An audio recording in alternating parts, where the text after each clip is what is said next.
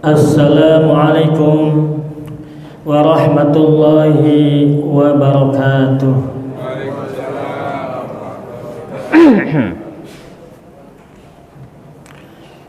Alhamdulillahi rabbil alamin.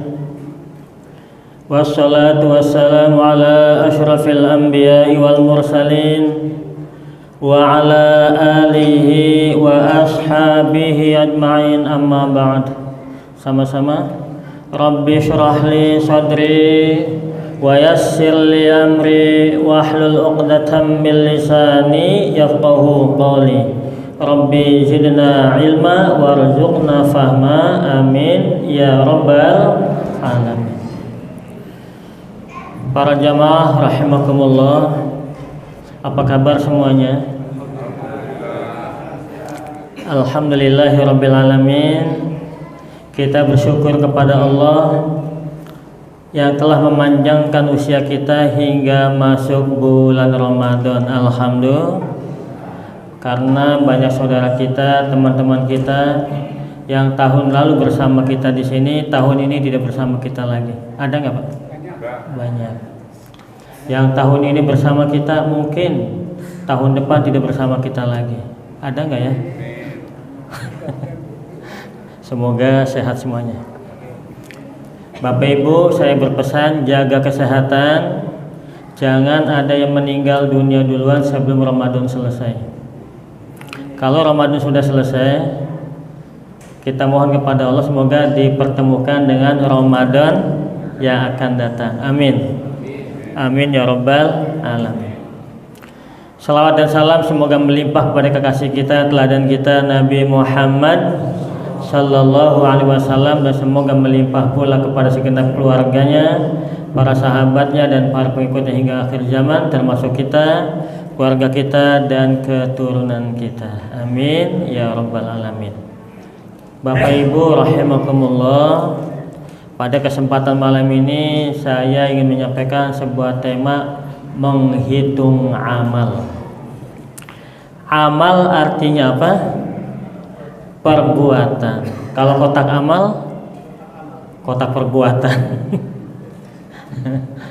Yang betul kotak infak. Kalau di tanah Arab, Bapak bisa lihat ada pembangunan jalan, itu ada tulisan amal jariyah. Jariyah itu jalan. Amal jariyah berarti perbaikan jalan atau pembuatan jalan. Di kita bangun masjid tulisannya amal jariyah. Maksudnya mungkin sedekah jariyah. Jadi saya lagi diluruskan, amal artinya perbuatan.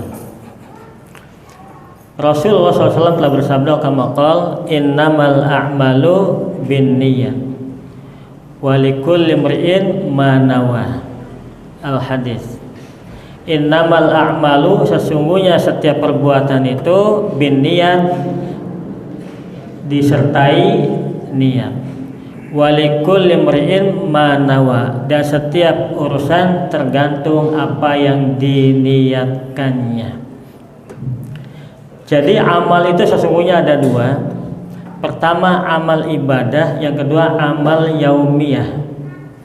Amal ibadah artinya amal yang bernilai ibadah, yang sudah ada ketentuan aturan dalam ajaran Islam. Amalan yaumiyah adalah amalan rutinitas sehari-hari, seperti makan, minum, tidur, kamar kecil, ya, hajat dengan pasangan dan seterusnya, cari nafkah dan seterusnya, itu adalah amalan yaumiyah. Tetapi kita harus ingat bahwa tujuan penciptaan kita oleh Allah adalah untuk beribadah. Sebagaimana firman Allah, a'udzubillahi minasyaitonirrajim, wa ma khalaqtul jinna wal insa illa liya'budun. Kata Allah, dan sekali-kali aku tidak ciptakan jin dan manusia melainkan untuk beribadah kepadaku. Jadi pertanyaannya adalah bagaimana supaya amal yaumiyah kita ini bernilai ibadah. Kita ciptakan 24 jam hidup kita, semua amalannya bernilai ibadah. Bagaimana makan kita bernilai ibadah, bagaimana mandi kita bernilai ibadah, bagaimana tidur kita bernilai ibadah. Maka yang perlu diperhatikan yang pertama adalah luruskan niat karena Allah. Yang kedua, mengikuti sunnah Rasulullah. Makan itu amaliyah yaumiyah, rutinitas kita. Tapi kalau kita niatkan makan kita karena Allah, ya Allah dengan makanan ini semoga saya kuat beribadah. Jadi kita niat makan itu sebagai suplemen kekuatan, energi, tenaga untuk beribadah kepada Allah Subhanahu wa taala. Lalu ikuti sunnah-sunnah Rasulullah SAW ketika kita makan. Cuci tangan terlebih dahulu, baca doa, gunakan tangan kanan, selesai baca doa dan cuci tangan. Itu ikuti sunnah Rasulullah. Maka sepanjang makan kita bernilai ibadah. Tidur, bagaimana supaya tidur kita bernilai ibadah? Sama. Pertama, pastikan niat tidur kita karena Allah. Ya Allah, saya mau tidur mengistirahatkan dan memenuhi hak-hak tubuh saya. Karena mata perlu istirahat, tubuh perlu istirahat, akal, pikiran, hati perlu istirahat. Itu punya hak-hak untuk istirahat. Kemudian kita ikuti sunnah Rasulullah, baca doa terlebih dahulu, berwudu. Ya, kalau sempat belum ngantuk-ngantuk benar, sholat sunnah 2 rakaat. Sholat sunnah syukrul wudu. Kalau masih sempat, baca surat Al-Mulk terlebih dahulu. Zikir, baca tasbih 3 kali, baca istighfar 3 kali, baca sholawat 3 kali, baca Al-Ikhlas 3 kali, Falak dan An-Nas 3 kali, dibaca ayat kursi dan beberapa ayat terakhir surat Al-Baqarah. Itu sunnah. Insya Allah tidur kita bernilai ibadah di sisi Allah. Apalagi mandi kita, niat kita mandi. Bahkan ada niat tuh di tengah malam ketika kita bangun, maka niatkan mandi taubat namanya. Kita pegang air, baca doa, Alhamdulillahilladzi ja'alal ma'a tahura, dan seterusnya. Kita dahulukan anggota yang kanan, kemudian yang kiri. Setelah itu berwudu, ikuti sunnah Rasulullah. Maka mandi kita ingatkan karena mau menghadap Allah, mau beribadah, maka suci badan kita, maka mandi kita bernilai ibadah. Jadi sekali lagi para hadirin, apapun yang kita lakukan, yang pertama pastikan niatkan karena Allah Subhanahu wa taala. Yang kedua ikuti sunnah Rasulullah SAW. Boleh jadi kita memandang ada ojol, tukang ojek, entah itu ojek motor atau mobil, pagi sudah keluar rumah, yang kita lihat dia sedang mencari duniawi, kekayaan duniawi. Tapi para hadirin, kalau ketika melangkahkan kaki niatkan mencari rezeki yang halal, nafkah yang halal buat menghidupi keluarga, biaya pendidikan anak-anak, maka sepanjang dia keluar rumah mencari nafkah bernilai ibadah di sisi Allah Subhanahu wa ta'ala. Betapa mulianya itu. Bahkan kata Rasulullah, ada dosa yang tidak bisa diampuni lewat sholat, lewat puasa, lewat ibadah-ibadah yang lain, hanya bisa diampuni melalui tetesan keringat mencari nafkah yang halal. Jadi kita jangan remehkan orang yang berdagang, tukang ojek, tukang cuci motor, cuci mobil. Mereka sedang mencari nafkah yang halal. Permasalahannya kadang, mohon maaf, baik dan kita lupa membaca mengucapkan atau meniatkan semua amalan yaumiyah tersebut sehingga bernilai ibadah di sisi Allah Subhanahu wa ta'ala. Jadi sekali lagi para hadirin, penting sekali niat karena Allah itu. Kenapa? Karena akan bernilai ibadah di sisi Allah Subhanahu wa ta'ala.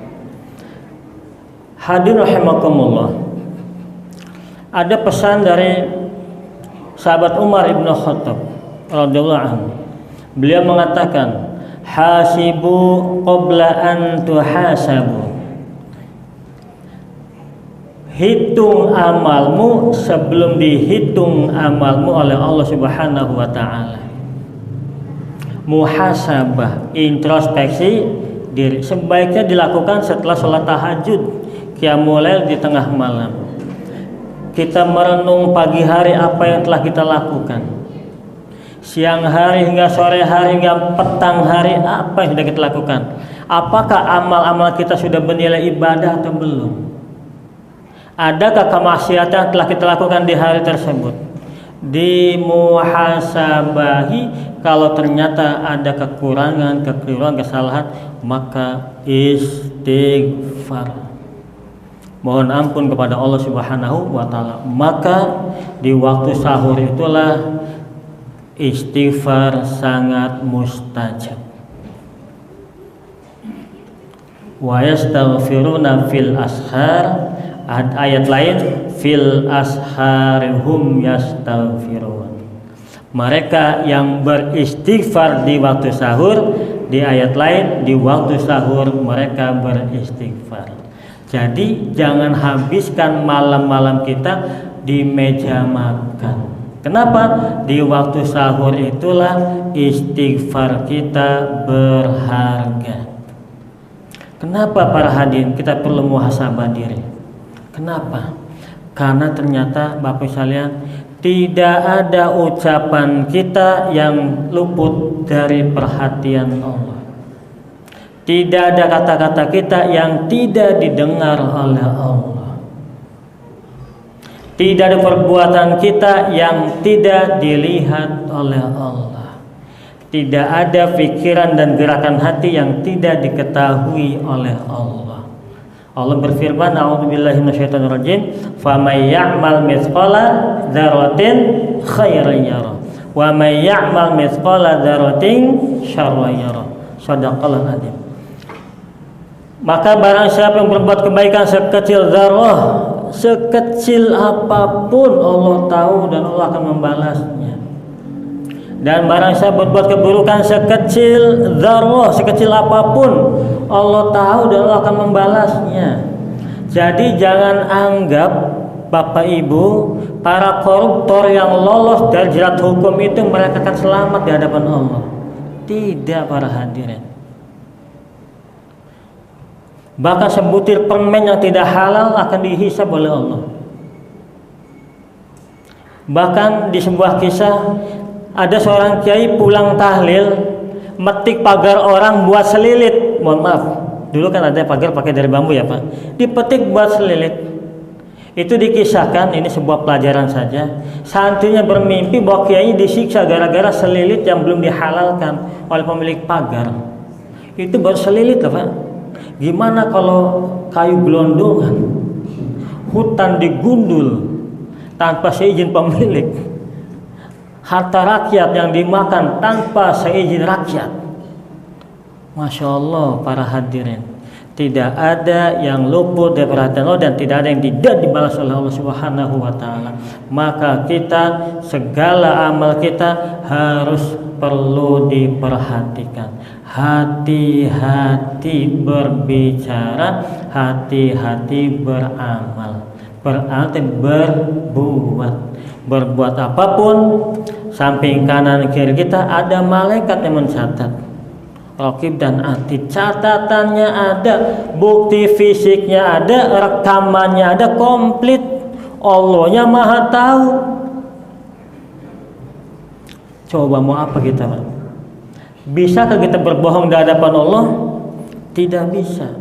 Bahkan digambarkan, seandainya di tengah malam gelap gulita ada seekor semut melangkah di kegelapan malam masuk dalam gua yang gelap, sembunyi di bawah batu hitam yang besar, terlihat jelas oleh Allah. Bahkan bukan hanya semut yang terlihat, terdengar laku lampahnya, bahkan terdengar suara hati semutnya oleh Allah Subhanahu wa taala. Apalagi manusia. Jadi para hadirin, pesan Rasulullah SAW, jangan pernah bosan beristighfar. basahi bibir kita dengan istighfar. Kenapa? Karena perbuatan kita tanpa niat berbuat baik pun salah, apalagi sengaja berbuat salah. Diamnya kita bisa jadi dosa loh Pak. Coba bayangkan, diam saja dosa, betul nggak Bu? Bu, halo, masih hidup? Bu, ibu lagi ngambek sama suami, contoh. Suami pulang dari masjid, assalamualaikum, ibu diem manyun, nggak jawab, dosa nggak? Tuh, diem dosa, bayangin, diem dosa, betul? Manyun, dosa nggak? Dosa. Melotot, dosa nggak? Dosa. Ternyata berbuat dosa itu sangat mudah para hadirin. Belum lagi kita, bapak-bapak yang bekerja di luaran sana, apalagi naik angkot, apalagi kerjanya di mall, yang bercampur baur laki perempuan, kadang banyak yang indah dipandang, betul? Halal atau tidak kita tidak tahu. Niat mau kerja cari nafkah yang halal, tapi di tempat kerjanya itu tadi godaannya berat. Berarti menghindar kemaksiatan itu berat. Maka gempur dengan istighfar. Jangan bosan beristighfar. Kenapa? Diingatkan oleh Allah dalam surat Al-Qari'ah. Gimana? Fa amma man thaqulat mawazinu fahuwa fi 'ishatir radiyah wa amma man khaffat mawazinu fa ummuhu hawiyah wa ma adraka ma hiya narun hamiyah. Nanti amal-amal kita tuh bakal ditimbang oleh Allah, diperhitungkan, ditimbang. Bahasa kita timbangannya timbangan dagang, kanan kebaikan, kiri keburukan. Ketika berat kebaikan, ahli surga. Ketika berat keburukan, ahli neraka. Pilihannya hanya dua, surga atau neraka. Bagaimana kalau seimbang? Selama ada dosa, ke neraka dulu. Satu dosa saja sudah cukup menghantarkan manusia masuk neraka untuk ratusan tahun. Naudzubillah. Satu kali nggak sholat 40 tahun di neraka. Naudzubillah. Itulah para hadirin. Jadi kita ini tiap hari tidak pernah luput dari catatan malaikat. Baik catat, buruk catat, baik catat, nanti akhirnya ditimbang mana yang lebih berat. Maka gempur dengan istighfar. Demikian para hadirin, mudah-mudahan Allah selamatkan kita semuanya. Semoga semua amal ibadah kita diterima oleh Allah dan ampuni semua kesalahan dan kekurangan kita oleh Allah Subhanahu wa taala. Amin ya rabbal alamin. Wal afu minkum subhanakallahumma bihamdika asyhadu an la ilaha illa anta astaghfiruka wa atubu ilaik walhamdulillahi rabbil alamin. Wassalamualaikum warahmatullahi wabarakatuh.